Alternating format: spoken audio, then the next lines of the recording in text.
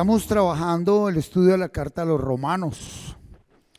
Como Iglesia Comunidad Cristiana Camino de Vida Plena, estamos ya caminando el año 18 de ministerio.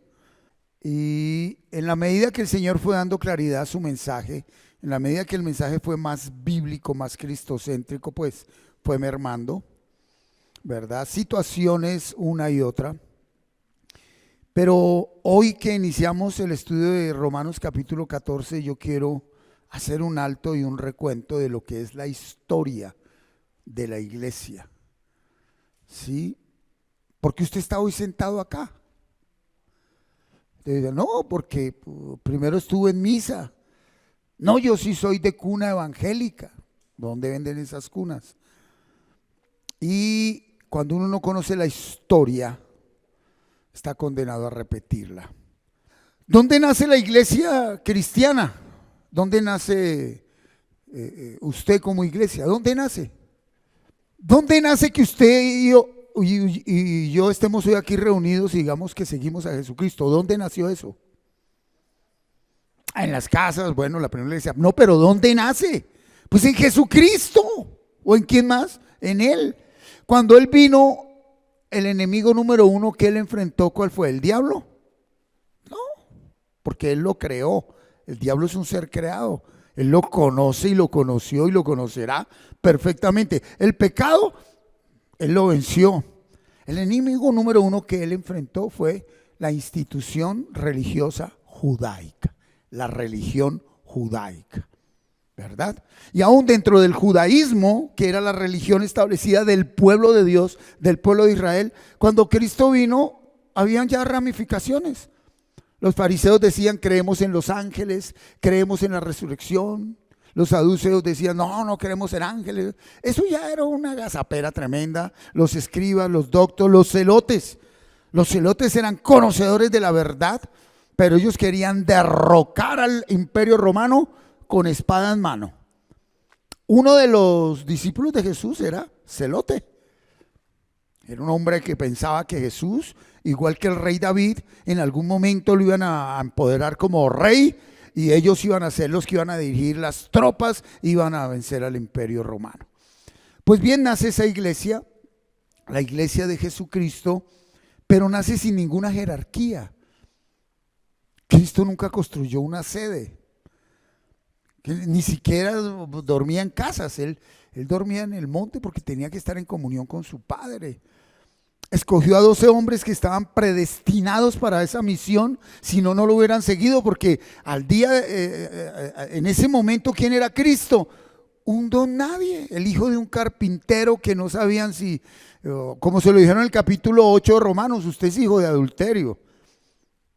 Los judíos le dijeron, nosotros no sabemos si usted es hijo del panadero, del lechero, del carnicero, porque aquí nadie, se lo sacaron de frente, era real. María, ¿quién era? Una don nadie. ¿Él quién era? Un don nadie, y de un momento a otro aparece allí como carpintero, como todo diciendo, yo soy el Hijo de Dios. ¿Se pueden imaginar eso? La religión fundamental era la judaica, la ley sagrada, los fariseos, sus vestiduras, eso era sagrado, el pueblo no los podía tocar ni mirar. Eso fue lo más duro que él enfrentó, porque él venía a que creyeran en él y el pueblo sometido a una religión, a una tradición religiosa, pues él decía tal cosa y decía, no, sí, este hombre tiene razón, hace milagros y qué bueno, y aparecía el sumo sacerdote y los fariseos, no crean, y eso era un rifirrafe durísimo. Lo mismo sucede hoy. Muy bien, crean los apóstoles, se establecen los apóstoles, Jesucristo muere, resucita, envía su Espíritu Santo, y la iglesia como tal no se llamó nunca iglesia cristiana. La de Jesucristo no tuvo títulos, no se llamó iglesia evangélica, mucho menos católica, ni mormona, ni testigos de Jehová. No tenía ningún nombre. ¿Cómo se llamaban ellos originalmente? Los del camino. Los del camino, así se llamaban ellos. Así los llamaban a ellos, los del camino, los del camino. Y bajo ese orden de ideas, esos del camino, nunca fueron reconocidos como como enviados de Dios, que dijeron que habían resucitado, pero tanto fariseos como romanos tenían que desmentirlo, y lo desmintieron. ¿De qué manera? ¿Verdad? La iglesia fue creciendo, pero la iglesia en un principio no se reunía como hoy. No tenía catedrales, no tenía sedes. Ellos se reunían a escondidas, se reunían en catatumbas.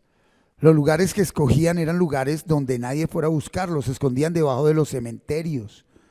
Ellos en su diario vivir normalmente calladitos, porque el que dijera que seguía el camino de Jesucristo moría. Pues bien, eso pasa durante 300 años. ¿Cuántos años? 300 años. La iglesia de Jesucristo llena del poder del Espíritu, llena del poder del Espíritu. ¿Estamos? Bien, en el año 300, antes del 300, 280, 290, ellos ya han establecido un orden de autoridad, pero no jerárquico.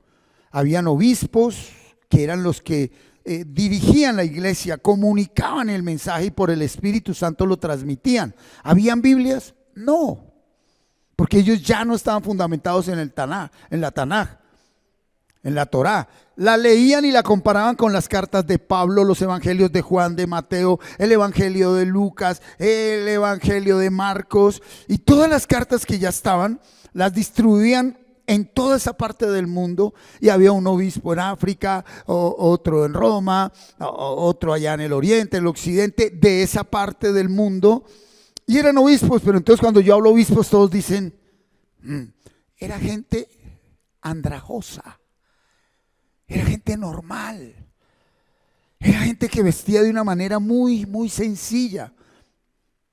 Y durante el año 300, el Estados Unidos de ese momento, o la Rusia de ese momento, o el pueblo chino de ese momento, los duros de ese momento, era el imperio greco-romano. Y hay un emperador llamado Constantino. El emperador Constantino ya va a terminar su gobierno político, su poder, y él no quiere perderlo, tiene oposición, y él sometió muchos reinos en sus recorridos, a los que les quitó el poder, los esclavizó, los sometió a pagar impuestos a Roma y les quitaba sus castillos. Pero él se dio cuenta que a través de todo ese recorrido, ese pueblo del camino, esos seguidores de Jesucristo, eran muchísimos. Eran muchísimos. Roma solo tenía muchos dioses, muchos ídolos. El dios Sol era el que más seguían los romanos. Y él dijo, si yo logro que estos del camino se me unan, yo aseguro mi periodo político de poder. Pues bien, en el año 314 exactamente, en el año 314, aparece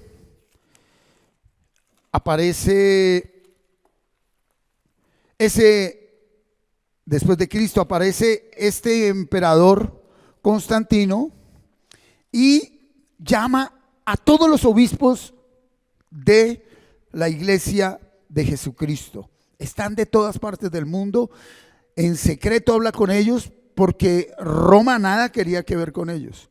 El gran impacto de Constantino cuando llegaron todos estos obispos, alrededor de 200, 250, es que todos son, como les dije, mal vestidos, pero con una característica, llenos de cicatrices, de heridas, algunos sin ojos.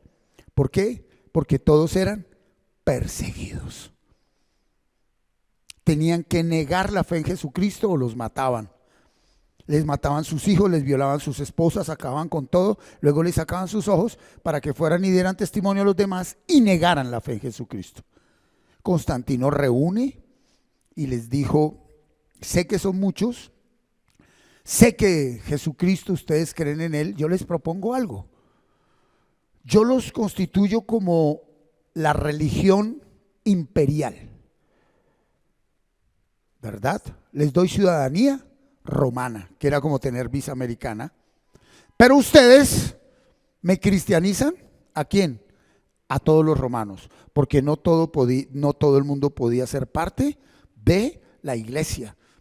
Tenía que aceptar a Jesucristo y renunciar a sus ídolos y renunciar a una cantidad de situaciones del mundo que ellos en el diario vivir lo aparentaban, pero que en su corazón ellos sabían que su fe era puesta en Jesucristo, creían en la gracia, en el amor, en el poder del Espíritu Santo, pero no lo podían confesar públicamente porque eso los llevaba a la muerte. En el año antes del 300 se levantó dentro de los líderes de esa iglesia, ya empezó algo que siempre ha sucedido, un hombre llamado Alejandro Arrián. Y él levantó una falsa doctrina donde decía Jesús no fue Dios, él no era Dios, él estaba por debajo de Dios y él no, él vino y se estaba promulgando. Entonces Constantino muy astutamente se da cuenta de esto, los llama a ellos, les dice: yo los hago a ustedes la religión oficial del imperio y ustedes nos hacen a todos los romanos cristianos, y ahí nace la iglesia imperial romana, ¿verdad? Pero tenían que colocar ¿a quién? A un jefe, alguien que los dirigiera. Y aparece el primer sucesor de lo que llaman la iglesia papal de Pedro, y aparece el primer obispo, Vicentino I, año 1314. Ahí, ¿qué es lo que se hace? Los reúnen. 3 años después, ese fue el concilio de Nicea, 314, donde por primera vez, después de que Jesucristo murió y resucitó, 314 años después, ellos se reúnen y se conocen como tal. Se dan cuenta que todos tienen la misma característica. No hay lujos, no hay nada. Esa es la persecución de Roma. En el 317 vuelven y se reúnen, ¿verdad? Y este es el concilio de, ya le digo, yo lo tengo aquí porque esa parte se me olvidaba y no lo podía, de Hipona, en el año 393, mucho después, primero el 387. ¿Por qué? Porque cuando ya ellos se constituyen como la iglesia imperial, ¿eso qué implicaba? Poder. Todos los castillos que Constantino le quitó a los reyes en las guerras, le dijo a ellos: ahora reúnanse ahí. ¿Y ahí nacen qué? Las catedrales. ¿De dónde vienen las catedrales? Eran los castillos de los reyes. Ya no estaban andrajosos. ¿Ahora qué? Tenían que vestirse como ¿qué? Como sacerdotes de Jesucristo. Poco a poco se fue convirtiendo en la iglesia papal. Nosotros como americanos tenemos 534 años de haber sido ¿qué? Dizque descubiertos. Nosotros ya existíamos. Desde que vino el pueblo español y nos colonizó a nosotros, los de Sudamérica, no a todos, sobre todo Colombia, Centroamérica. Muy bien, estamos en el 393, ahí nace el canon de la Biblia. Deciden ellos que solo son 27 libros del Nuevo Testamento y el canon del Antiguo Testamento ya estaba establecido. ¿Cuántos libros eran? Muchos más, y ellos colocaron 39, porque el canon del Antiguo es la Tanaj. Cuando Cristo vino, la Tanaj ya estaba establecida. Ellos colocaron 39. Años después, exactamente en el año 1546, ya me adelanté mucho, es donde se ratifica ese canon bíblico en el concilio de Trento, pero este concilio de Trento ya es algo diferente. Permítame, sigo compartiendo.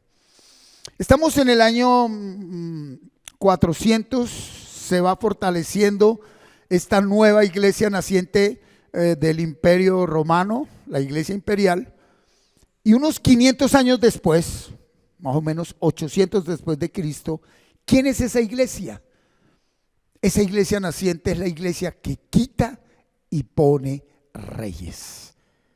Ahora ese papa, dice que sucesor de Pedro, tiene poder político, poder económico, poder religioso y mandan en todo. Las escrituras fueron siendo escondidas poco a poco y es donde nace la iglesia papal, católica, apostólica, romana, de la mano con sus reyes, para que a través de la ley romana y de la imposición de esa religión, todo el pueblo estuviera sometido. Las escrituras seguían escritas en el original hebreo, arameo y griego. En el año 1000 después de Cristo, esta iglesia papal, ya el papa es lo que vemos hasta el día de hoy, un hombre poderosísimo, un hombre que maneja poder, un hombre que maneja economía, un hombre que maneja política, un hombre que se establece una iglesia jerárquica. Cristo nunca instituyó una iglesia jerárquica. Cristo le dio una responsabilidad y una función a Pedro y dijo: a través de todo aquel que confiese como usted quién soy yo sin que se lo revele hombre, esa es mi iglesia. Mi iglesia no es una institución, mi iglesia no es una jerarquía, mi iglesia no es una sucesión de poderes. Pues en el año 1000, esa iglesia católica, apostólica, romana, católico, ¿de dónde viene? Católico significa universal. Entonces ya fueron encerrando todo. La única iglesia, y hasta el año 1000, la única iglesia, hasta el año 1500. En el año 1500 en Inglaterra, los que son allí, obispos y líderes de la iglesia, pues fueron allí a Roma y le dijeron al papa del momento, le dijeron: venga, lo hablaron con claridad, repartamos la mermelada. Sí, Dios, todo, pero... Y Roma le dijo: aquí mandamos nosotros y a ustedes les corresponde este pedacito. Y ahí nace la iglesia anglicana, año 1000 después de Cristo. Y esa iglesia anglicana existe hoy con un valor agregado. Ellos permiten sacerdotisas dentro del ordenamiento sacerdotal de su iglesia, con clériman, con el alba, con todas sus vestiduras, el mismo ritual católico, pero nosotros cogemos la mermeladita solo para nosotros. Aquí nosotros manipulamos al pueblo como quieran. La Biblia no la puede leer nadie porque está en hebreo, arameo y griego. Es lo que diga el sacerdote, es lo que diga el papa. Eso, la voz de Dios, ¿quién era? El papa. Oiga, en alguna parte de la Biblia dice que Dios le dijo a Pedro: Pedro, a partir de ahora usted me va a representar aquí. No. ¿Usted va a ser yo aquí en la tierra? No, nunca. Perfecto. Pasaron los años y por allá en el año 1492, cuando venían en un barco Cristóbal Colón a descubrirnos, que acabaron con todo, en ese momento estaba establecida totalmente la institución católica, apostólica, romana, donde estaba de la mano de ¿quién? De los reyes. ¿Quiénes mandaron esa excursión? Los reyes católicos, ¿verdad? ¿Y ellos qué nos impusieron a nosotros? ¿Fe en quién? ¿En Jesucristo? No, en la iglesia católica, apostólica, romana. Punto. Aquí no trajeron Biblias, aquí no. Esta es la religión y este es Dios y ustedes tienen que creer en ese Dios. Porque hasta ese momento está así. Por allá en el año 1490 se ordena de sacerdote un señor llamado Martín Lutero. Martín Lutero viene del orden católico de esa iglesia de San Agustín de Hipona, agustiniano. Él era un hombre muy estudioso, él sí leyó las escrituras y cuando llegó a Gálatas 5:4 se le explotó la cabeza porque dijo: es por gracia. ¿Qué era lo que hacía la iglesia católica apostólica romana? La institución católica apostólica romana en ese momento, las famosas indulgencias. ¿Qué eran las indulgencias? Que ellos enviaban una persona con un carrito como de valores de ahora. ¿Ustedes han visto los carros de valores? Bueno, era algo así. ¿Cuántos han muerto en su familia, señora Diela? 7. Ah, bueno, ellos están en el purgatorio, señora Diela. Y si usted da mucha platica, el Papa y nosotros oramos y se van para el cielo. Ese era el negocio. Nada diferente al día de hoy. Que tenga oídos que oiga. ¿Ok? Entonces la gente pagaba ¿qué? Indulgencias. No, a mí no se me ha muerto nada, pero usted está en pecado. Sí, pues dé más platica que ahí arriba arreglamos, le damos una platica a Pedro, que Pedro le pague a Jesús, Jesús le da a Dios y usted ya no es pecador. El que tenga oídos que oiga. ¿Estamos? Ok. Don Martín Lutero estudió las escrituras y dijo, oiga, esto es una vagabundería, esto es un vil negocio. Se fue para Roma y llegó un del Papa, le dijo, pues yo tengo mucha gente pobre, necesitada en Alemania. Martín Lutero era alemán. Y le dijo, por favor, compartamos con ellos. Cuando él llegó y vio la quinta de San Pedro, los que han podido ir a Roma, eso dice que es algo majestuoso, pues se dio cuenta que eso era algo fuera de lo común. Dijo, con un poquito que nos den de esto le damos de comer a mucha gente. Le dijo no. Ok, él se devolvió a Alemania, se encerró en su palacio y escribió las 93 capitulaciones. El 31 de octubre de 1517 las publicó ahí, en ese palacio. Se rebeló y ahí nace el protestantismo. Los luteranos protestantes. A partir de ahí nace toda esta corriente que no va a Eucaristía, ¿verdad? Sino que se centra en las Escrituras. ¿Qué hizo él? Esas 93 capitulaciones, los que las han leído, un 10-15% es aplicado a la palabra, solo Dios, solo palabra, solo fe, sola gracia. Solo Dios, solo palabra, solo fe, sola gracia, solo comunión. Ahí están los 5 pilares de Martín Lutero. Hasta ahí bien. Pero, una cantidad de cosas que nada que ver con el amor de Dios. ¿Por qué? Porque pues somos seres humanos y todos queremos que.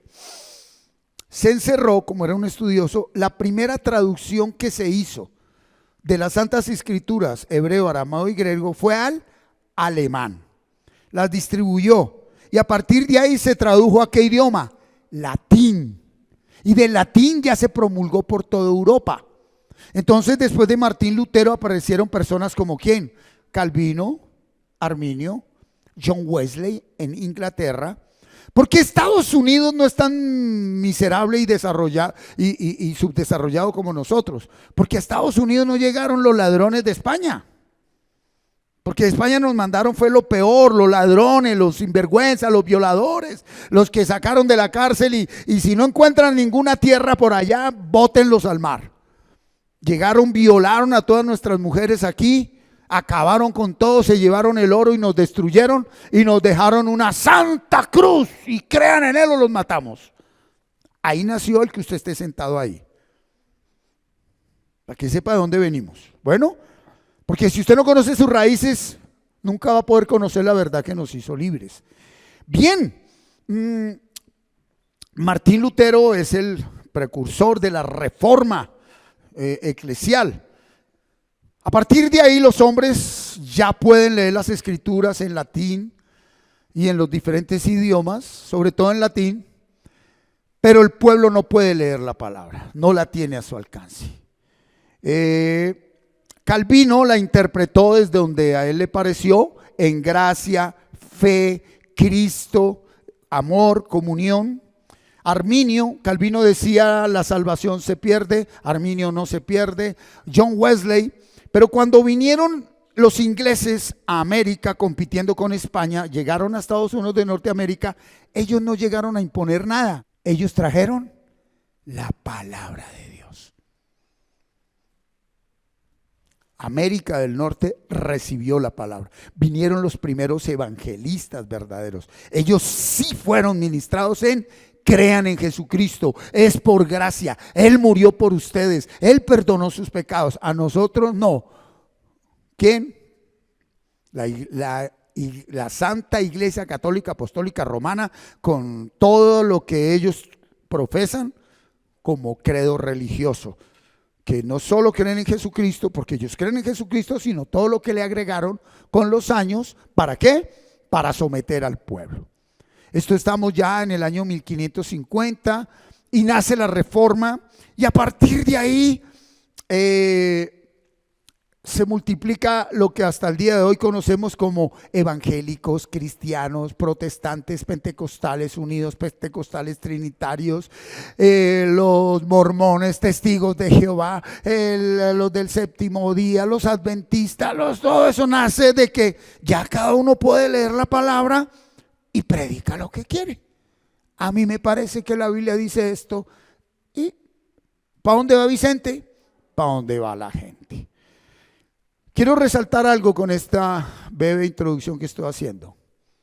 Año 314, la iglesia escondida en catatumbas, perseguidos, heridos, maltratados, sin ningún reconocimiento social, cultural, político, ni de ninguna índole, con las cicatrices de no negar a Jesucristo y el sufrimiento del dolor de una vida común, estaban llenos del poder del Espíritu Santo.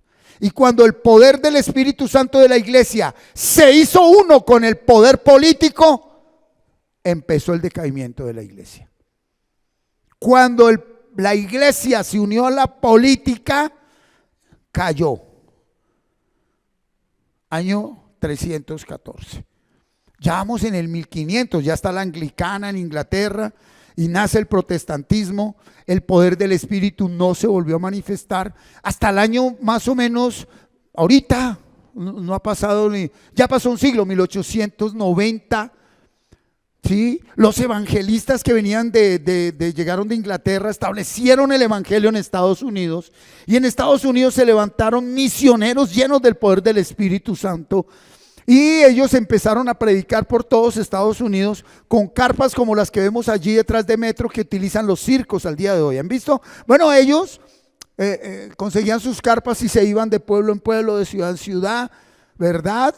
Y predicaban el evangelio. El Señor empezó a hacer milagros y nace la iglesia ¿qué? Carismática, pentecostal, el mover del Espíritu, el fuego de los dones, todo esto que desde 1890 coge fuerza, 1960, y más o menos desde 1940 empezaron a invadir todo Sudamérica estos misioneros norteamericanos. Aquí en Colombia fundaron organizaciones eclesiales tremendas. Pero es que estos misioneros americanos aquí no llegaban a pedir diezmos. Ellos no llegaban aquí a engañar a la gente ni a robarla. Ellos llegaban con los dineros que aportaban esta gente de Estados Unidos, que ya tenían sus pesitos. Llegaban a traer ropa, comida, medicinas, Biblias, material bíblico. Ellos querían promulgar el evangelio aquí en Sudamérica y lo hicieron. Formaron y establecieron iglesias cristianas fuertes, bien afirmadas en el evangelio. Ustedes deben conocer sus nombres, esas primeras iglesias que nacieron en los años 50, 60, donde aquí en Colombia, ¿sí?, predicar el evangelio, eso era también perseguidos, muertos, atacados. Pero es que ese evangelio era puro, era seguir a Cristo. ¿Qué pasa? Estos misioneros murieron y entonces ya quedaron ¿qué? Lo mismo, los sucesores aquí. Aquí empezó el poder político, rojos y azules. Nace la guerrilla. Desde el principio, ¿qué fue lo que dijo la institución imperial católica romana? Solo nosotros tenemos la verdad. Pero no dejaban leerle la Biblia a nadie. Es lo que diga Dios a través del Papa y del curita.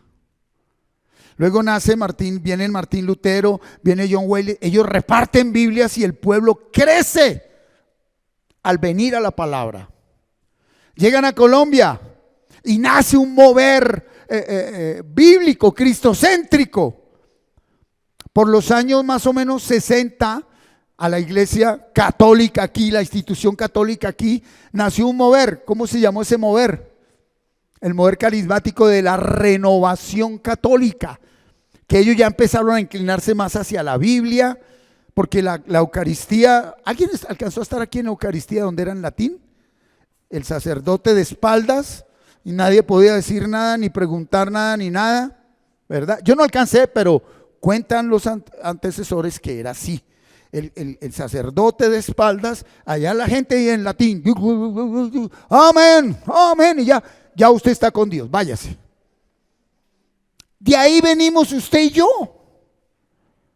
De ahí venimos usted y yo, implícitamente, inconscientemente.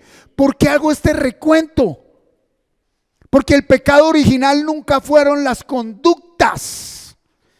El pecado original nunca fue el adulterio. Adán y Eva no adulteró, Adán y Eva no cometió ningún pecado, ¿cierto? Físico. Adán y Eva decidieron confiar en ellos mismos. Cuando Dios le entregó la ley de los 10 mandatos mosaicos, a la ley le agregaron lo que ellos quisieron. 617 mandamientos, de los cuales Dios solo mandó 10. Y el que no cumpliera la ley, apedreado. Si usted cumplía 616 y fallaba en uno, maldito es. Pues bien, ¿a dónde voy? Lo primero que el Señor Jesucristo enfrentó cuando Él vino fue la ley, donde les dijo: mis amados, yo soy el cumplimiento de la ley. El que cree en mí y me recibe como Señor y Salvador, mi Espíritu Santo viene a él, experimenta la gracia y el amor de Dios, y ahí está el cumplimiento de la ley. Entonces el primer enemigo que tenemos nosotros es querer las cosas, hacer las cosas en nuestras fuerzas, a nuestra manera, por ley. Usted puede estar siguiendo a Dios por ley. ¿Qué es por ley? Usted hoy no leyó la Biblia, Dios me va a castigar. Usted no oró, usted no se congregó, Dios. Pero ¿de dónde viene eso? De ese mover imperial católico romano, donde usted tenía que estar sujeto a eso. Luego viene un buen despertar de Martín Lutero, Calvino, Arminio, ya con una cantidad de vértices doctrinales, interpretaciones doctrinales, y llegamos al día de hoy donde yo le pregunto: ¿y usted a quién pertenece? Yo le pregunto: ¿usted en qué cree? ¿Su fe en qué está fundamentada? Porque nosotros al día de hoy tenemos 3 enemigos: las obras de la ley. ¿Cuáles son las obras de la ley? Dios, hoy me porté bien, entonces hágame el favor y me tiene que ir bien en la casa. ¿Por qué mi marido está así? ¿Por qué mis hijos están así? Si yo mire, yo diezmo, yo me congrego, yo hago buenas obras, eso es la ley. Esas son obras muertas, que es el tercer enemigo. Entonces el primer enemigo, obras de la ley. Pensar que a usted Dios lo acepta porque usted hace cosas buenas. Pensar que a usted Dios lo acepta porque usted es bueno. No, Dios nos aceptó por lo que hizo Cristo en la cruz, no por lo que usted y yo hagamos.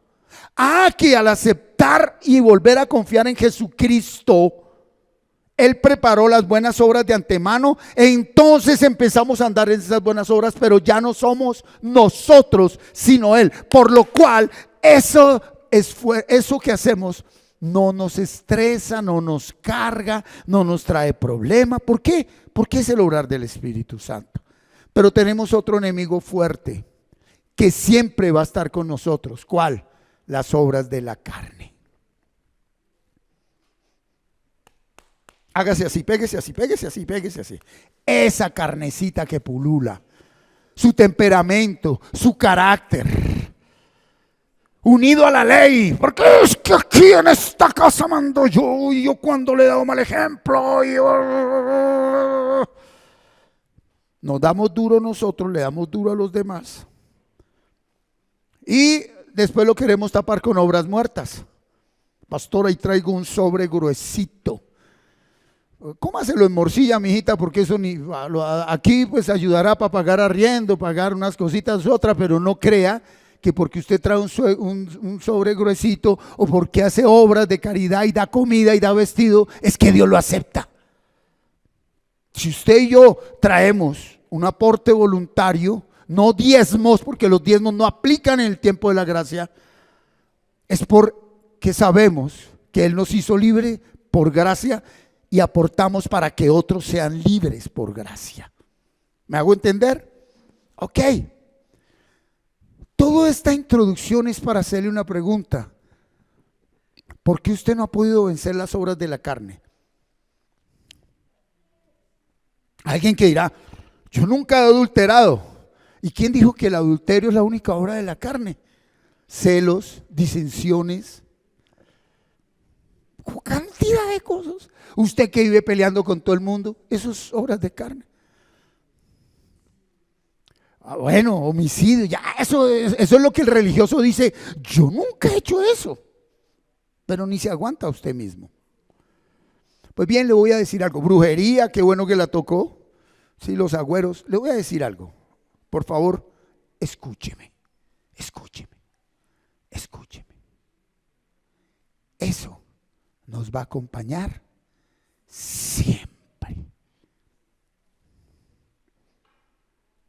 Hay gente que por cultura o por tabú no practican ciertas obras de la carne. No es lo mismo haber nacido en un estrato 6 que en un estrato 0 o 1. ¿Me hago entender?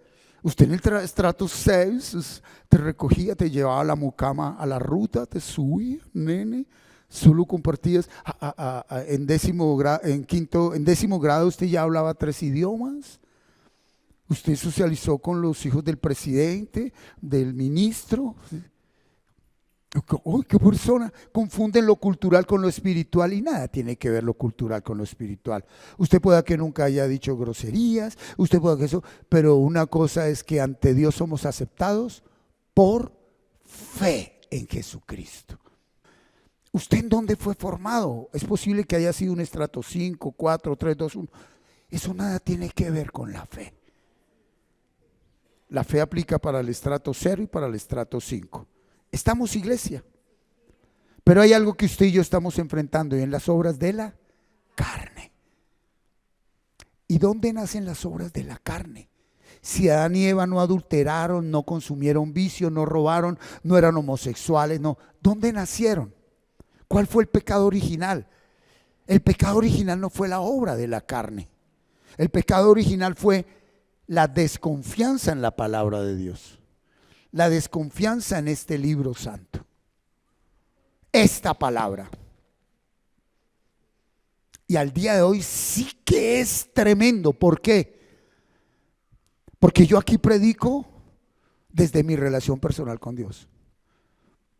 Si usted se va el próximo domingo a donde el pastor Leonel,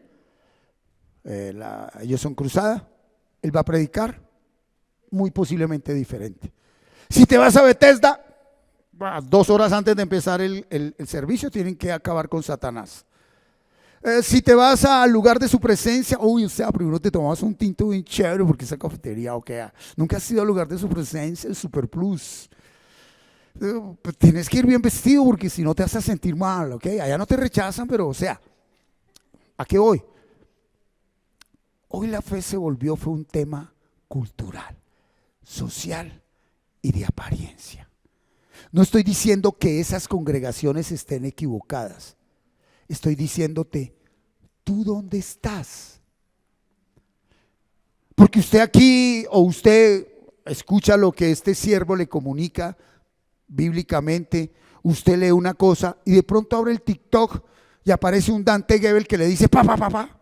Luego lo abre por aquí y aparece un Caso Luna que le dice pa, pa, pa, pa, pa. Y luego le aparece alguien de Movimiento Misionero. ¿Qué hago? ¿Qué hago? ¿A quién le creo? Nomás sale por ahí por la esquina y lo cogen los testigos de Jehová. Y si usted no tiene formación bíblica, le dan 3 vueltas, papito. Usted termina con corbata, muy bien vestido y con un carrito de esos del Éxito repartiendo folletos frente al hospital. ¿Estoy diciendo que eso es malo? Esa es la fe de ellos. Y solo hasta el fin de los tiempos se sabrá quién estaba en la verdad. Entonces, mi función, porque yo no recibí este ministerio ni en la Javeriana estudiando ciencias bíblicas, ni en el Minuto de Dios, no. Es más, los cursos bíblicos que realicé me ayudaron en algo, pero hasta que él no me dijo, aquí Martín, no empecé a conocer la voluntad de Dios. Entonces este lugar no es para quien sabe más Biblia. Este lugar no es para que quien viene con pinta de santo. Venga, ¿quiénes vienen con pinta de santo hoy? Muestra a ver. ¿Quiénes entran al reino de Dios? Los que confían en Jesucristo. Mis amados, hoy y siempre Satanás ha estado disfrazado de luz. Y disfrazado de luz, colócame Génesis 6:5. Significa lo siguiente: él no viene como un diablo, como nos lo pintaron, como todas esas cosas que muestran, ¿no? Que el infierno, no. Satanás se disfraza de luz. Satanás te habla la Biblia. ¿De qué manera? Satanás de una manera muy dulce te dice: yo soy el Espíritu Santo. Pero lo que Satanás nunca va a hacer es decirte: crea en Jesucristo, confíe en Él y deje que Él, por su Espíritu en su vida, lo lleve a obedecer esta palabra. No, él mismo le dice: crea en Jesús, pero esfuércese. Mañana a las 3 de la mañana. A partir de ahora toda su vida a las 3 de la mañana. Al católico le dirá: tiene que subir a Monserrate con frijoles en los zapatos. Porque él busca que tu fe desfallezca. La obra de Satanás es desmentir la veracidad de esta palabra. Mira lo que dice en Reina Valera, por favor, Génesis 6:5. Y vio el Señor que la maldad de los hombres era mucha en la tierra, y que todo designio, todo propósito, toda intención de los pensamientos del corazón de ellos era de continuo solamente. Ahí no dice, usted piensa mal cuando le va mal, no. De continuo, su mente, desde Adán y Eva, usted y yo, usted no lo pidió. Míreme acá. Usted no pidió esto. De continuo, su mente, en la mañana, al mediodía, en la tarde. Mire, haga un ejercicio. Cuando usted abre los ojos, ¿qué es lo primero que le viene? Antes de que usted se acuerde del versículo, ¿qué es lo que le viene? Ok. Y si tuvo un problemita el día anterior, cuando usted está atrapado en el pecado, encarcelado en el pecado, que la conciencia se le cauterizó, o sea que no le importa ni sabe que está pecando, usted se levanta y de una vez el pensamiento es: hágale, siga, está siendo feliz, busque, haga. Cuando usted está en la lucha de confiar y creer, el primer pensamiento es totalmente del mal, negativo. Usted no va a poder. Mire, ¿se acuerda? No se acuerda. Anoche volvió y insultó, volvió y gritó: ya Dios no está con usted, ya Satanás lo volvió a coger, va a volver a recaer, usted no sirve para nada, usted es una porquería. Y esa gente con la que vive, es que la culpa es de su marido, es que sus hijos, es que el pastor, es que el presidente. Es de continuo. Y entonces salimos corriendo sin buscar la voluntad de Dios a las instituciones religiosas de hoy. ¿Cómo son las instituciones religiosas de hoy? Jerárquicas. Igual que la institución católica apostólica romana. Solo nosotros tenemos la verdad. Aquí usted tiene que vestirse así y le colocan un versículo. O sea, es bíblico. Es bíblico, pero no hay revelación del Espíritu. ¿Sí? ¿Y usted por qué dice así? ¿Y usted por qué habla así? Usted tiene que esto, usted tiene que lo otro. Lo primordial en estas instituciones para crecer, ¿qué es? Diezmo. Pero como usted no lee la palabra. Segundo, hablan más de condenación. Y usted es un pecador y tiene que cambiar, Es como que dentro de un hospital usted le dijera a los enfermos: sánense. Cristo es el que nos sana. Entonces, esas interpretaciones y esa buena manera de todas estas instituciones religiosas con título nos han llevado a ser mentirosos e hipócritas. Porque nos enseñaron a vivir ¿de qué? De apariencias. Cuando hemos estudiado al apóstol Pablo en su carta a los Romanos, hasta el capítulo 13, ¿sí? Hasta el capítulo 11, él habla del tema de la ley. No es por ley, no es por sus fuerzas, no es por pertenecer al judaísmo. Al día de hoy, usted no es salvo porque diga que es católico, porque diga que es evangélico. Si usted ha leído la Biblia por lo menos una vez, aquí nunca nombra católico. Católico traduce universal. Evangélico lo sacaron de que porque son los que viven el evangelio, soy evangélico. Cristo nunca dijo que nos pusiéramos. Aquí la Biblia no habla de eso. Entonces nos llevaron a negar nuestra naturaleza humana. Diga conmigo, soy un ser humano. Ok, entonces escúchame. Eso contra lo que usted está luchando, usted nunca lo va a poder vencer. Y aquí viene algo que lo va a estremecer. Iglesia, pónganme atención. Algo que lo va a estremecer. ¿Qué es lo que lo va a estremecer? Acéptese como es. Usted es una persona humana, con cualidades y defectos. Algunos de ustedes las obras de la carne le ganaron la batalla durante un buen tiempo, aunque usted no quiere practicarlo igual que el apóstol Pablo. Lo que usted no quiere hacer es lo que más hace. Para algunos es una grosería, una mentirita, un hablar duro. Para otros algo más fuerte. Pero usted no lo quiere hacer. Ya el que lo quiere hacer, de ese es más fácil que conozca a Cristo que el que está dentro de un sistema religioso. Porque el sistema religioso nos enseñó a mentirnos a nosotros mismos, a ser hipócritas, a venir a aparentar. Escúchame, este tema de finanzas es muy delicado. Hablo desde mi posición personal. No hablo de Martín Lutero, Calvino, Arminio, que ellos se centraron en palabra y estudiaron la palabra y se metieron en la palabra. Al día de hoy es más un tema de poder.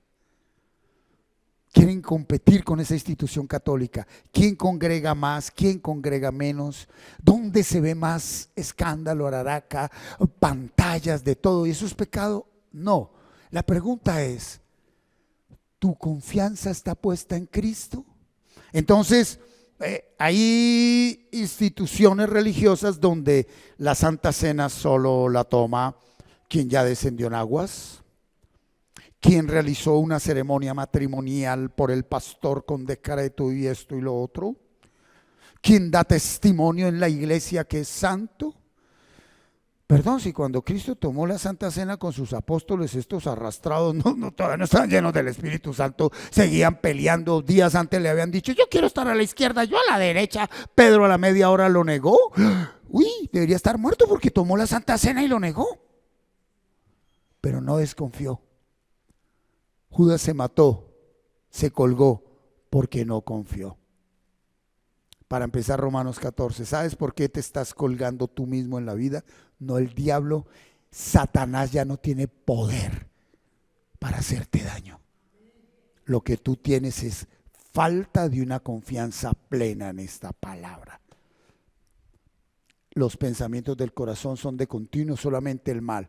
Entonces tú puedes interpretar tu vida como la ves desde lo que piensas o desde acá. Escoja. Desde lo que piensas, ves, sientes. Es que me parece, vení, una persona que es alcohólica, adicto a sustancias psicoactivas. ¿Desde dónde esa persona puede pensar algo diferente? Esa persona nunca va a decir, soy bueno. Una prostituta no puede decir, soy santa. Pero un drogadicto, prostituta, homosexual, lesbiana sí puede decir, esto que soy y como estoy, yo sí confío en Él. Una cosa es decir algo que no somos porque nunca lo seremos. Y otra cosa es decir, yo confío en el que sí lo es. Ahora, la desconfianza en Jesús trajo como consecuencia las obras de la carne. La desconfianza en la palabra de Dios trae como consecuencia las obras de la carne. Entre usted más confíe en lo que piensa, siente y ve, más se hunde a obras de la carne.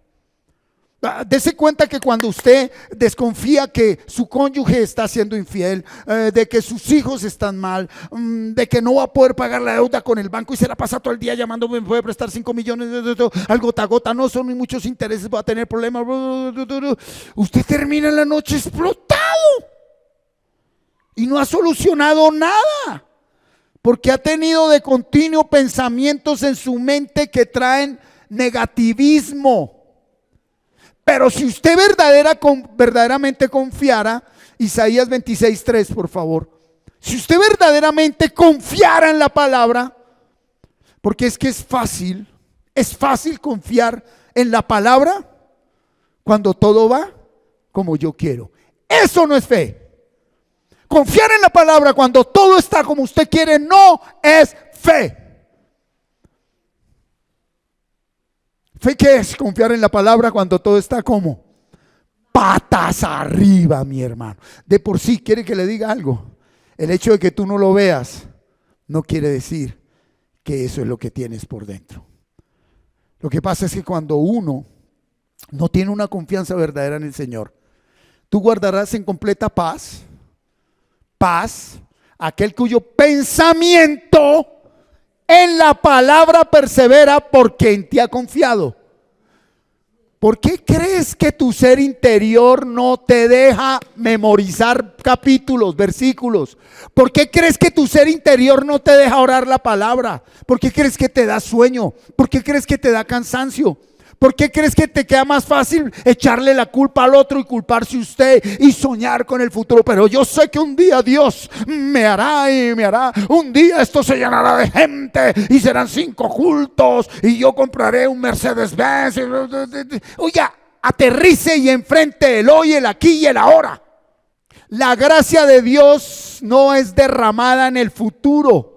La gracia de Dios no es derramada en el pasado, la gracia de Dios es derramada en el presente. ¿Por qué un marido maltrata a su esposa o su esposa al marido? Porque ya se cambiaron las vueltas, ¿no? Ahora las denuncias por maltrato familiar no es del marido a la mujer, sino de la mujer al marido. ¿Por qué un padre maltrata a su hijo? Porque no hay confianza.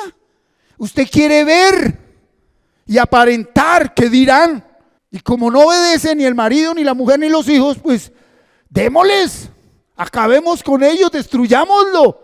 Y estamos acabando totalmente con la obra de Dios. Yo pregunto, esos errores que hemos cometido, que maltrataste a tu esposa, a tu esposo, a tus hijos, te maltrataste tú mismo, ¿será que Dios nos coge a palo por eso? ¿Dios te coge a palo por tu pecado? Nos damos palo nosotros mismos por querer agradar a Dios a nuestra manera. Porque nuestra confianza y nuestra fe no está en la palabra de Dios, sino en las religiones que cada uno profesa. Para mí Cristo basta. Y creo que las generaciones que vienen nunca van a ir a un lugar donde primero les piden que cumplan con una cantidad de dogmas y exigencias humanas antes de traerlos al amor de Dios. ¿Qué saco yo con ser teólogo? Personalmente considero que la teología es el esfuerzo del hombre por llegar a Dios. Nunca llegamos a Dios. Es Dios quien vino a nosotros. Entonces revísate en este momento cómo está tu fe. ¿Cómo está interpretando su vida ahorita? Sea sincero, aquí. ¿Cómo la estamos interpretando? ¿Desde dónde la estamos interpretando? Quiero que entendamos algo. A ver. ¿Qué está determinando tu fe y tu identidad en este momento? ¿Qué lo está determinando? Tu fe y tu identidad, ¿qué lo determina? El pueblo le pide a Dios, a Samuel, un rey, porque querían imitar a los demás. Querían imitar a los demás. El rey del pueblo de Israel era Dios. Tu rey es Dios, tu esposo es Dios, tu mamá es Dios, tus hijos es Dios, tu riqueza es Jesucristo. Y queremos imitar lo que las instituciones religiosas dicen, lo que la sociedad dice, lo que la cultura dice.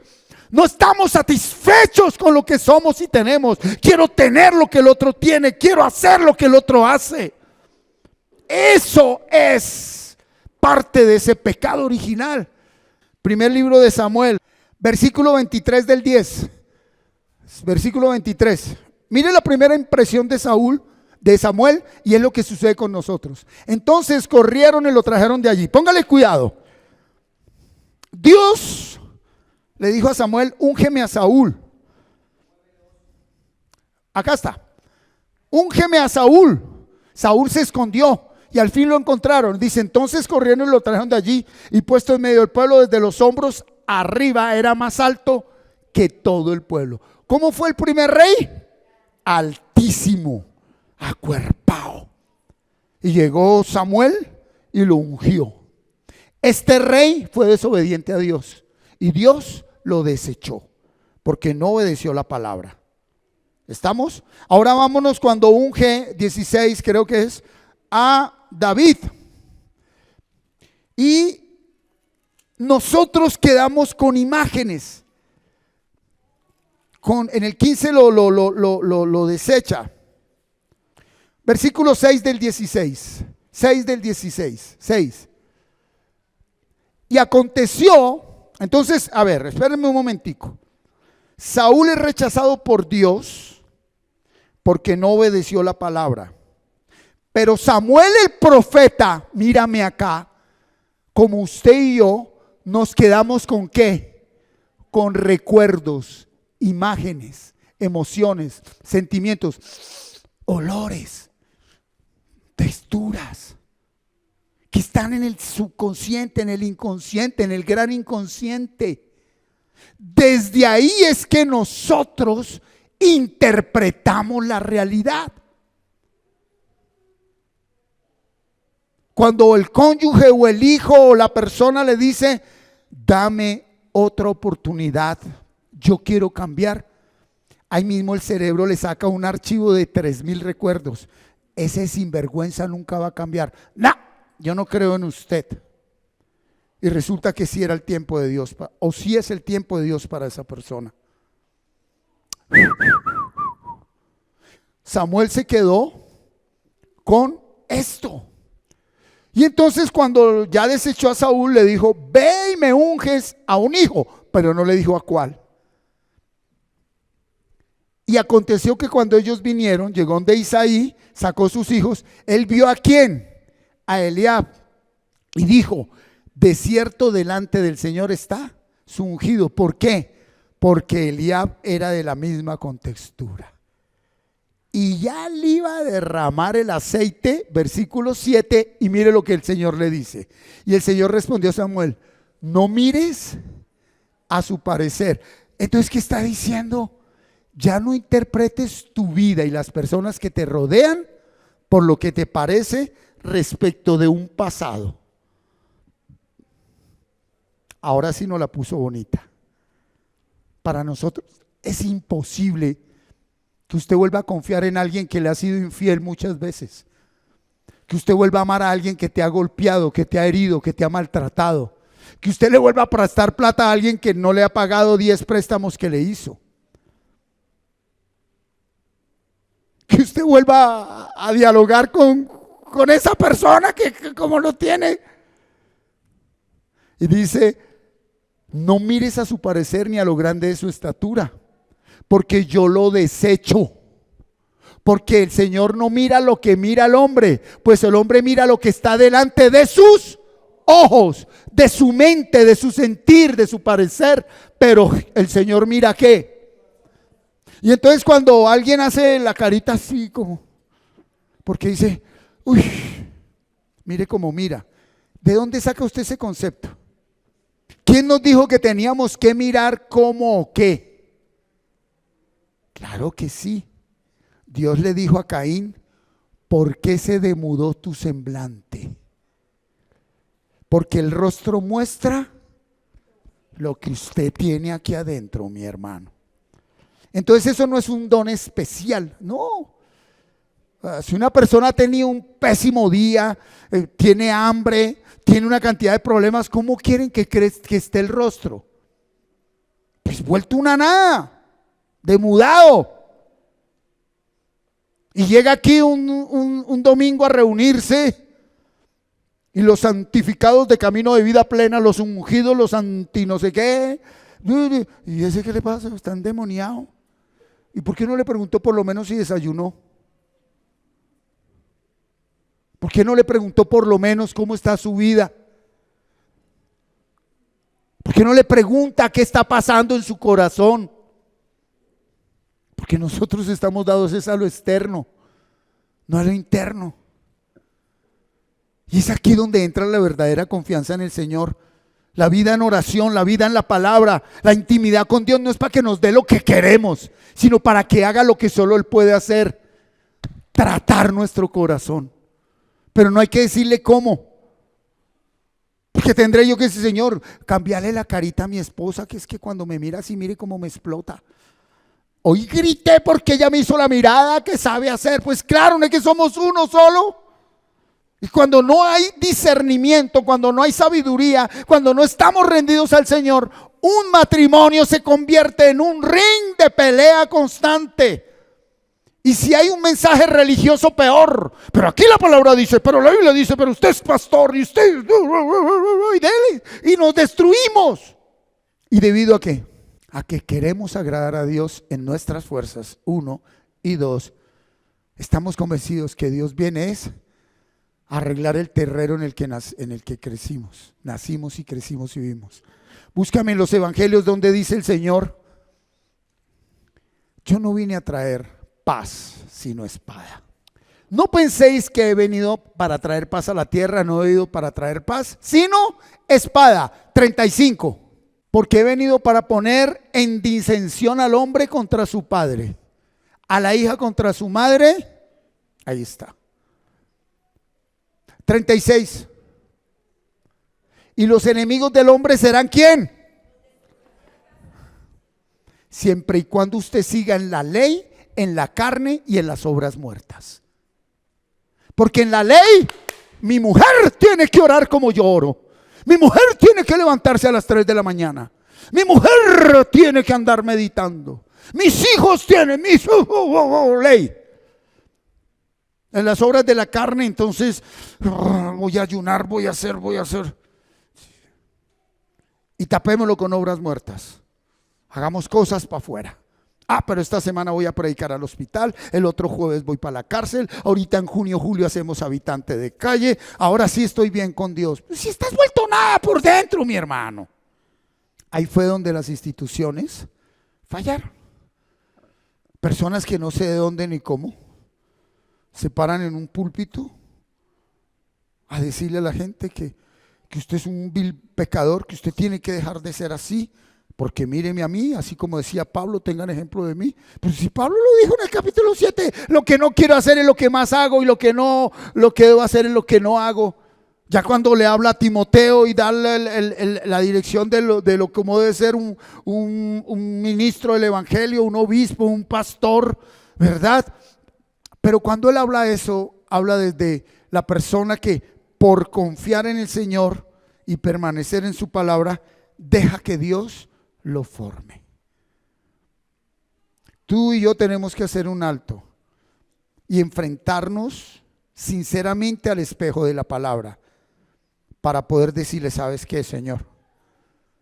Yo con esto nunca voy a poder. Punto. Me quedó grande la vida que me diste, el matrimonio con el que me has bendecido, los hijos que me prestaste y todo lo que soy me quedó grande. Así que yo te necesito como mi Salvador. Ven a mi vida. Punto final. Y ahí es donde entra la verdadera fe. Hazme saber que me amas, dime qué debo hacer. ¿Qué te va a decir el Señor? Ven a mi palabra, que ahí está todo. ¿En dónde está todo? En la palabra de Dios. Aquí, en esta escritura. Entonces los enemigos del hombre serán los de su casa. Alguien podría salir llegando hoy a su casa a decir, el pastor dijo que usted es mi enemiga. El pastor dijo que usted es mi enemigo. A coger a palo a los hijos.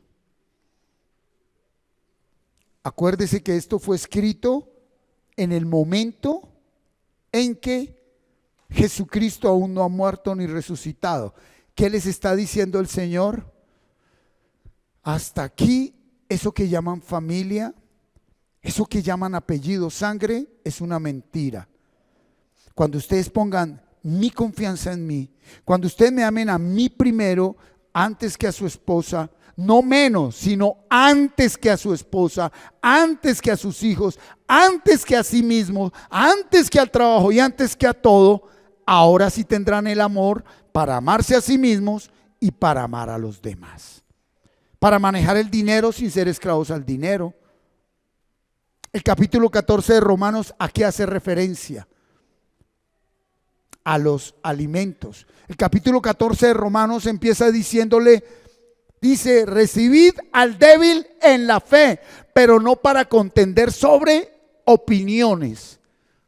Esto queda generalizado, pero aquí habla de algo que es importantísimo dentro del mover cristiano.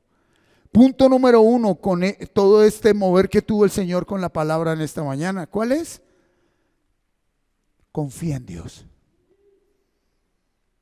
No estás viendo lo que quieres ver, no dejes de confiar. Confía en el Señor. Confía en el Señor. Y la confianza crece cuando piensas más en la palabra. La confianza crece cuando permaneces más en la palabra. ¿Por qué no en este momento de una manera muy abierta, desnudada y sincera le decimos, ayúdame a permanecer en tu palabra? A no pensar tanto en el problema, a no pensar tanto en la realidad, a no pensar tanto en eso que me duele, en mi pasado, en los sueños del futuro, a permanecer con un versículo de la Biblia en la mente. Desead como niños recién nacidos la leche espiritual adulterada para que por ella crezcan, salgan de ese estancamiento. Por eso Isaías 26:3 que dijo, tú guardarás en completa ¿qué? Lo primero que Dios quiere hacer en tu vida, ¿qué es? Sanar tu corazón. Déjale de pedir cosas afuera. Sigue trabajando, sigue luchando por tu día a día, en lo que trabajes, hazlo de la mejor manera. Pero cada vez que actúes como dice, contrario a lo que dice la palabra, mírame acá, no te condenes más, no te culpes más. Simplemente dile, Señor, mi corazón sigue herido. ¿Mi corazón sigue qué? Me cuesta perdonarme. Pero antes de decirle eso, digámosle, me cuesta confiar en ti. Acuérdese que el capítulo 13 habló de que obedezcan a las autoridades. Obedezcan a las autoridades es cumpla responsablemente con sus labores. En lo personal, en lo laboral, en lo académico, en lo familiar, en lo financiero. Si usted tiene un trabajo y un compromiso como empleado de una empresa, cumpla con su trabajo, cumpla con sus horarios. Porque si no hay una autoridad que lo puede castigar. ¿Quién es la autoridad? El que es su jefe. Y Dios dijo, y castiga al que no obedezca. Entonces, no confundan lo laboral con lo espiritual, porque el religioso no cumple con su trabajo porque es que es muy espiritual. Oye, no hiciste esto, es que estaba orando, estaba ayunando. No, pues muy bien, tu fe muy bien, pero cumple con tu trabajo, porque a fin de mes te llega tu salario completo. Ahí no se te dice, bueno, se te va a descontar las 46 horas de oración. Estamos. Entonces, a Dios lo que es de Dios, y a la ley, al gobierno y al trabajo lo que es del trabajo. Y si estoy en el amor de Dios, yo cumplo. Yo hago las cosas como las debo hacer. Ya no se compare con aquella denominación, aquella institución. No mire a los demás. Mírese usted en la palabra. Usted no es lo que usted piensa, siente y desea. Usted no es lo que los demás le dicen. Y mucho menos si vive con un cónyuge, con una mujer o hombre, su esposo, su esposa, usted no es lo que ellos le dicen. Porque lo que yo veo en mi esposa es lo que yo tengo. Sobre todo en el matrimonio. Y lo que mi esposa ve en mí, lo que ella tiene. Estamos, aunque sea realidad, que uno sí lo tenga. ¿Me hago entender? Pero Cristo vio en nosotros el pecado y Él no nos vio como pecadores. Él nos vio como hijos de Dios, nos hizo hijos de Dios. Y en ese capítulo 14 de Romanos, mire lo que dice el Señor en Reina Valera, dice, recibid al débil en la fe, pero no para contender sobre opiniones, porque uno cree que se ha de comer de todo, Otro que es débil come legumbres, come verduras. Esto sí que ha sido duro, mezclar el tema de alimentos con el evangelio. Que si usted come carne, usted es carnal. Que si usted toma Coca-Cola y café, usted es carnal. Que si usted... No, mire lo que está diciendo el apóstol Pablo, porque eso se estaba sucediendo en ese momento y al día de hoy. El que come no menosprecia al que no come, y el que no come no juzga al que come, porque Dios le ha recibido. ¿Tú quién eres que juzgas al criado ajeno? Para su propio Señor está en pie o cae, pero estará firme, porque poderoso es el Señor para hacerle estar firme. Uno hace diferencia entre día y día. Está hablando de la ley y está hablando al día de hoy, ¿verdad? Otro juzgará iguales todos los días. Cada uno está plenamente convencido en su propia mente. Hay gente que dice: usted el domingo, el sábado, crea lo que quiera creer, pero créalo para usted, hermanito. No se lo imponga a nadie. El que hace caso del día lo hace para el Señor, y el que no hace caso del día para el Señor no lo hace. El que come para el Señor come, pero el que da gracias a Dios porque da gracias a Dios, y el que no come para el Señor no come y da gracias a Dios. ¿Cuál es el secreto de todo? Gracias, Señor, por este chicharrón, longaniza, chunchullo, morcilla, papa frita en aceite de cerdo.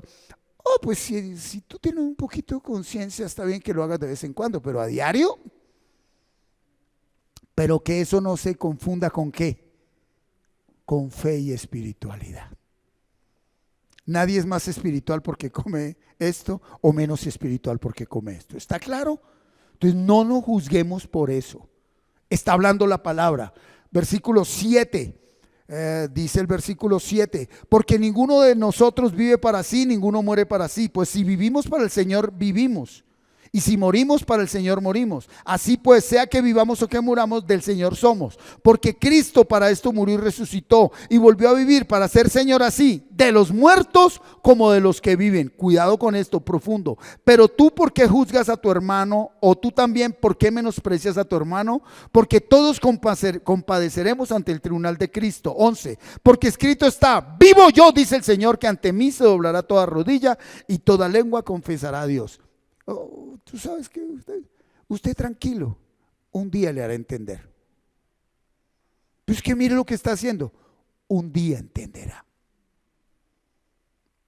No le des palo, no lo juzgues. Cuando yo maltrato a alguien, lo estoy haciendo porque estoy tratando es conmigo y lo reflejo en el otro. Cuando yo insulto a alguien, es lo que yo tengo adentro, no lo que el otro es. Ok, versículo 12. De manera que cada uno de nosotros dará a Dios cuenta de sí. Así que ya no nos juzguemos más los unos a los otros, sino más bien decidid no poner tropiezo o ocasión de caer al hermano. Está hablando de alimentos, y compete a muchas cosas más. Yo sé y confío en el Señor Jesús que nada es inmundo en sí mismo. ¿Y usted por qué come carne de cerdo? ¿Y usted por qué come esto? ¿Y usted qué es? Pues estuviera el Señor Jesucristo como con Pedro y Juan, ¿y a usted qué le importa? Usted come verduras y usted no confía en mí, y ese come mucha carne y confía plenamente en mí. Esto no es por lo que se ve, esto no es por apariencias, esto no es porque nos vistamos de cristianitos y hablemos como cristianitos y hablamos a todas horas Dios te bendiga, Dios te bendiga, Dios te bendiga, siendo que adentro no confiamos. Esto no es por salir a hablar de Jesús a todo lado si en Él no confiamos. Te la suelto de frente. Eso que estás viviendo tan duro, se irá de tu vida en el momento que tú de corazón le digas: gracias, Señor, por esta enseñanza que no entiendo y que traes a mi vida. En ti confío, hazlo como quieras. Tenga que ver con tu vida, tu matrimonio, tus hijos, tu familia.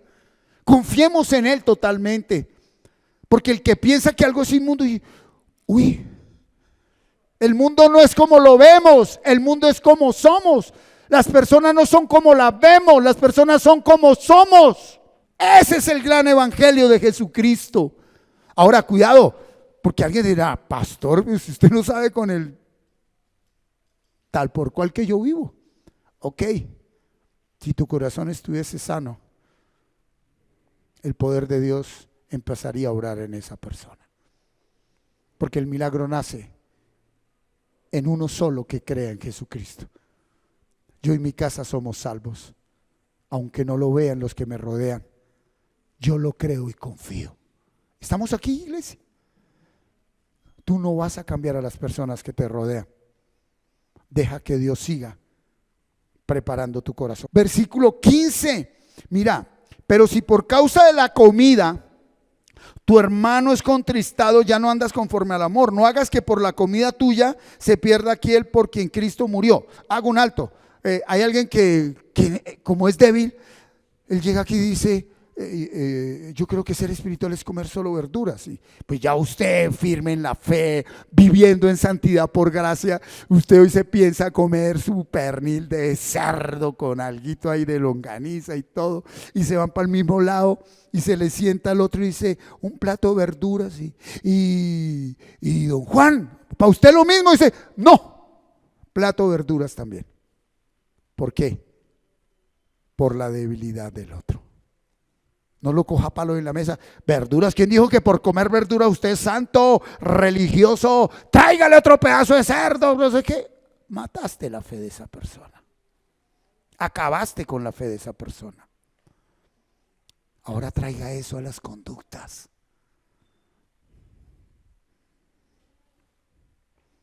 Usted ya no come carne, a usted ya no se lo come la carne y se sienta con alguien que se lo está comiendo la carne. ¿Por qué lo agarra a palo? Luego usted un día no se lo comió la carne también. ¿O no quiere aceptar que se lo sigue comiendo la carne? Y es tan duro lo que te da esa realidad que agarras a palo es a otro, no a ti mismo. Nos habla con claridad el Señor. A mí me está hablando con mucha claridad. Nosotros no vamos a cambiar a nadie, ¿verdad? Versículo 15, estamos en el 15. Pero si por causa de la comida tu hermano es contristado, ya no andas conforme al amor. No hagas que por la comida tuya se pierda aquel por quien Cristo murió.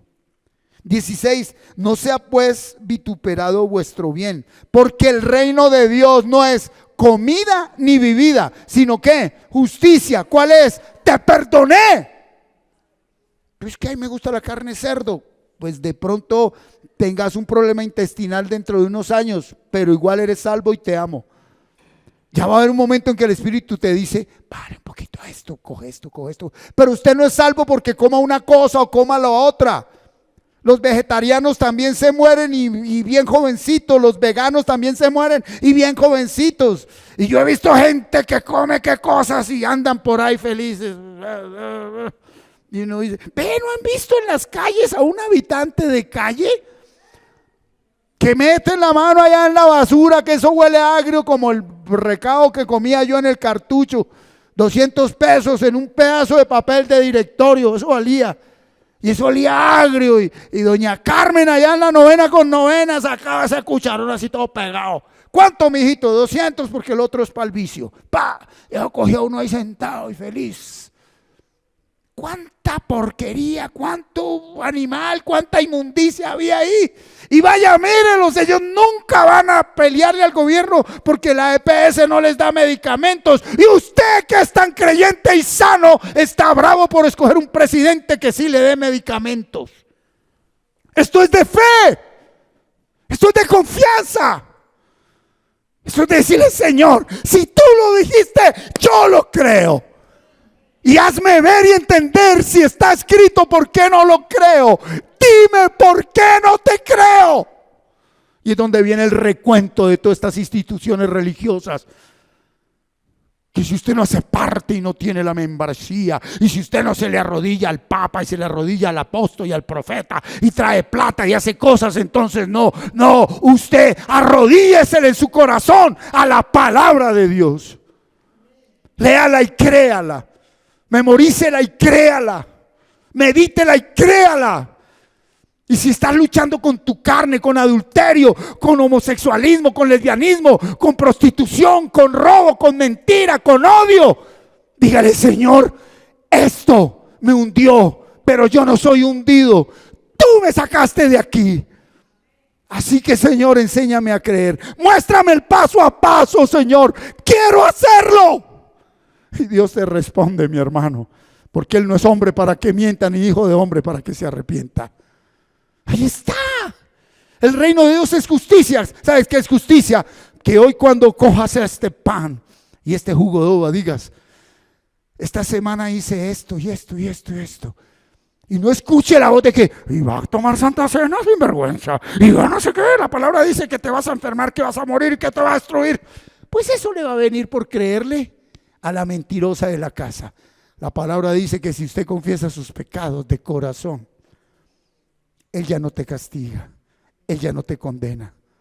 Seguirás tratando paso a paso con tu carne, pero el hecho de que todavía no veas la victoria no quiere decir que Cristo no la venció. Él sí la venció. Entrégale esa emoción, ese sentimiento, ese pensamiento, ese parecer. Entrégaselo a Él. Tú nunca vas a poder con eso. Paz, porque cuando después de haber luchado tanto para salir de las sustancias psicoactivas y de todas las problemáticas que tuve, y él me dijo: yo ya lo hice, Martín. No, pero es que volví a resbalarme. Yo ya te perdoné, no te des más duro. Y cuando uno le cree a Él, ¿qué es lo primero que viene al corazón? Paz. Y cuando viene paz, aparece ¿qué? Gozo. ¿Y el gozo del Señor qué es? Ahí es donde viene una fuerza que ya no es tu fuerza. Entonces uno dice: Señor, tú lo hiciste. No lo veo, pero creo y confío. Ahí se activa el milagro. ¿Está claro, iglesia? Muy bien. 18. Mira lo que dice el 18.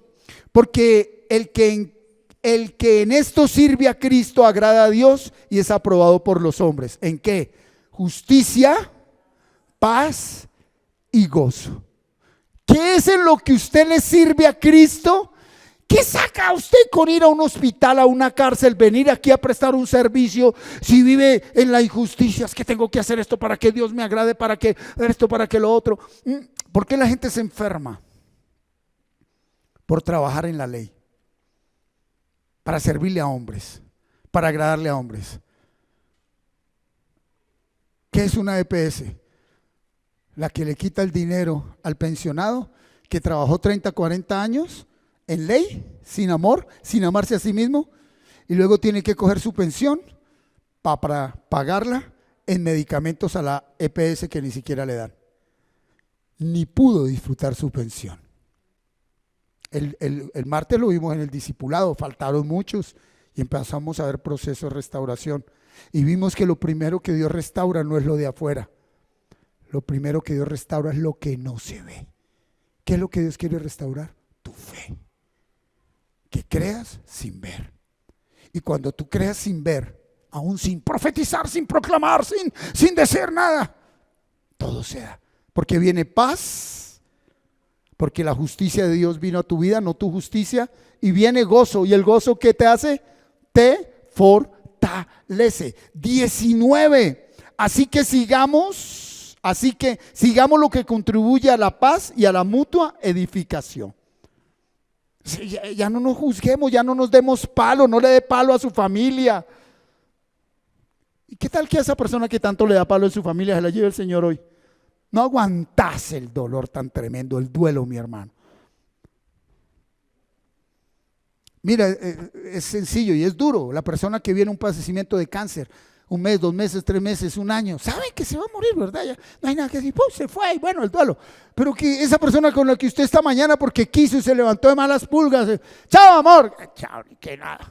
Y a las 2 horas, su merced, que usted es la esposa, usted es el esposo, usted es el papá de... Sí, es que su merced le dio un infarto y falleció. ¿Por qué no lo abracé? ¿Por qué no le hablé? ¿Por qué no le di un beso? Tarde, hermano. ¿Por qué? No por la actitud de él, por su corazón que no quiere ser sanado confiando en el Señor. Dejemos de pelear con los demás y dejemos de pelear con nosotros.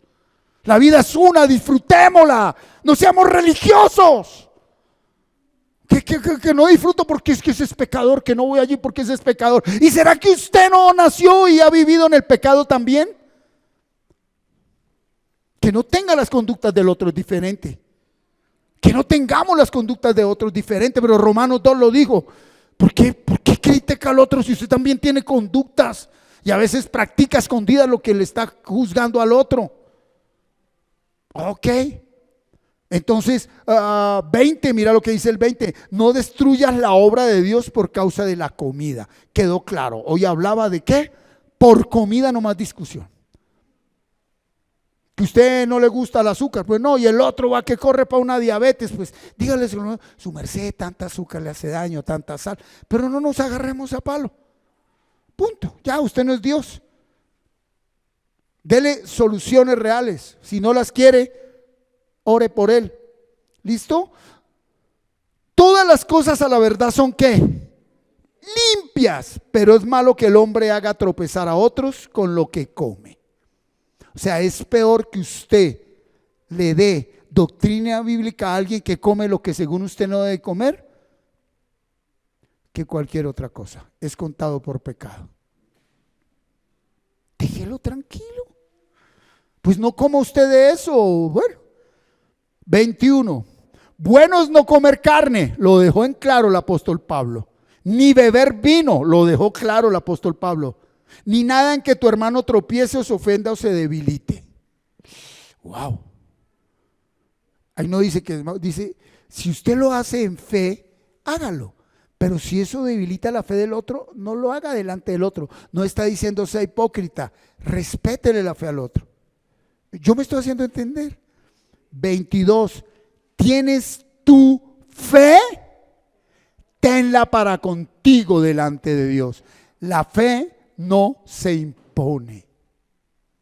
La fe no se impone. ¿Tienes fe? Pues tenla, porque con esa fe es salvo tú y toda tu casa.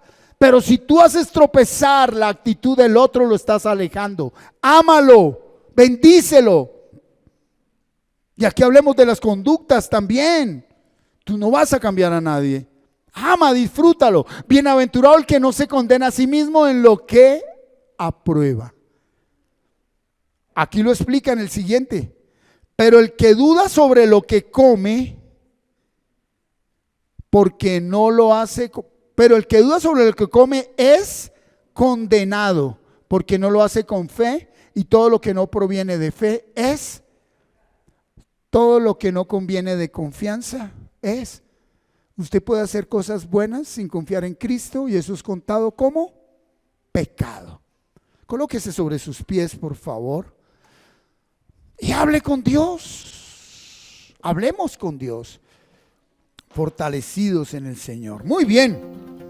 Muchas gracias por permitirnos llegar a usted por medio de esta enseñanza. Esperamos que haya sido de mucha edificación para su crecimiento espiritual y personal.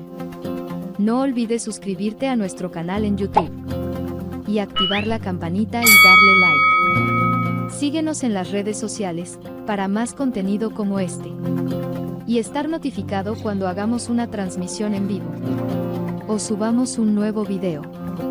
Bendiciones. Hasta pronto.